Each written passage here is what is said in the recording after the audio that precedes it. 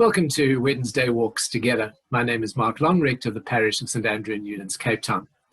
Today is one of those wonderful winter Cape Town days. The sun is out, the clouds have gone, and there is some warmth in the air. A wonderful day to go on a walk together. And I'd like to invite John chapter 14 to accompany us this day. John 14 is a passage in which Jesus is preparing his disciples for the chaos that is about to envelop them. Jesus, whether he knew exactly what was happening or had a fair idea of just all that his ministry was about to culminate in, wants them to be prepared. And there are words that kind of bracket this chapter. And they're the words, "Do not let your hearts be troubled." Opens the chapter in verse 1.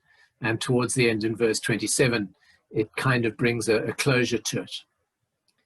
Jesus in verse 1, as he says, "Do not let your hearts be troubled," encourages the disciples to do that in terms of belief, in terms of not just theory, but that inherent trust that is in belief.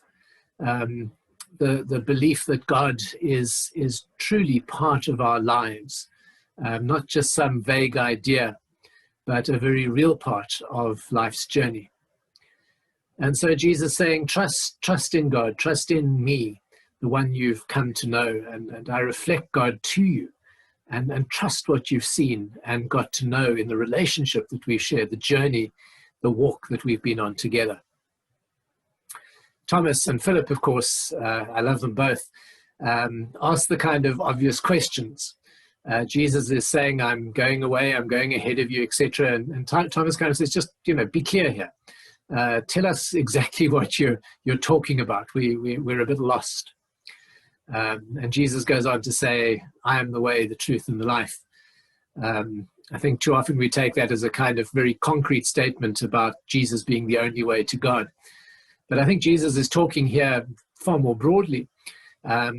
And yet also more specifically in reminding Thomas and the disciples that actually it's in the relationship that they have shared with him over the time of his ministry and the time that they have been his disciples, that in that relationship they have discovered something of the way and the truth and the life.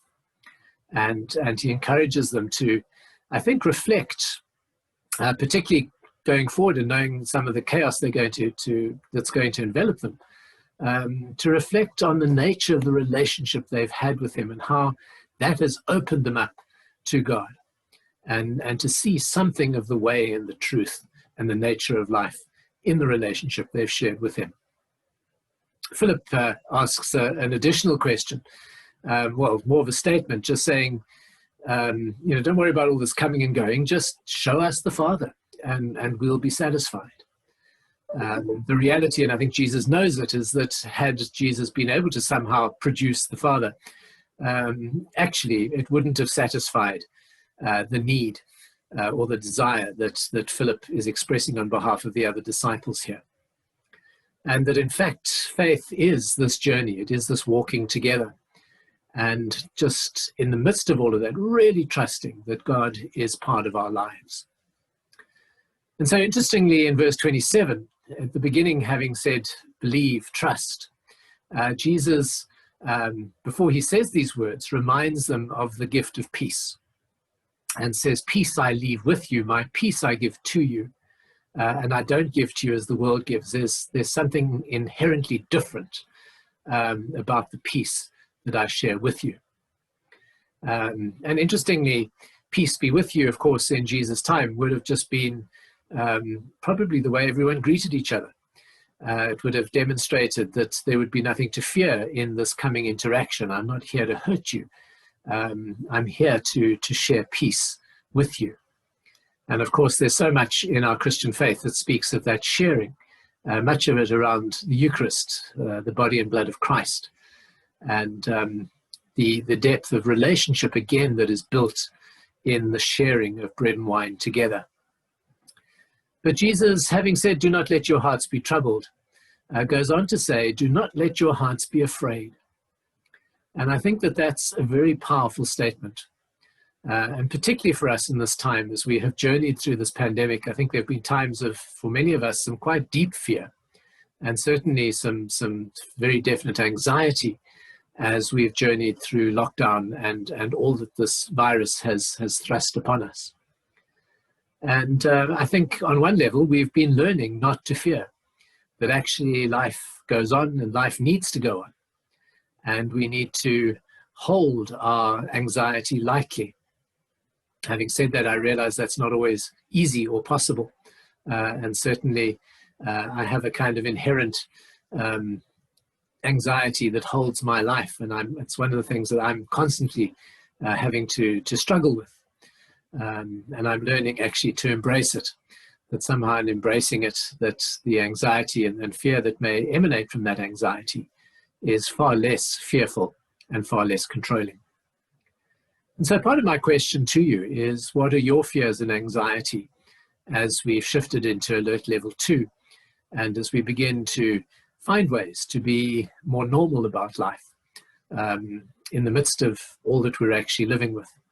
Normal not necessarily in terms of what we used to think of as normal, but normal in terms of the new context we find ourselves in. There's been 5 months in which we've journeyed with this, and certain things are getting to become normal and every day.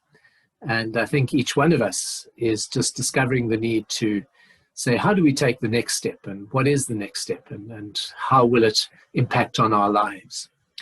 And that's where John 14, I think, is so profound, is that it says to us, as we journey, as we walk, as we embrace our faith and the gift of life that God's given us, let our hearts not be troubled. Let us trust in God.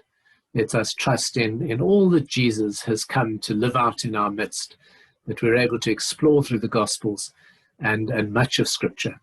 And even looking back over the history of the church, the traditions of the church in terms of just how the church has worked with these primary source documents that really do give direction to our faith and to our understanding of God and what God is up to.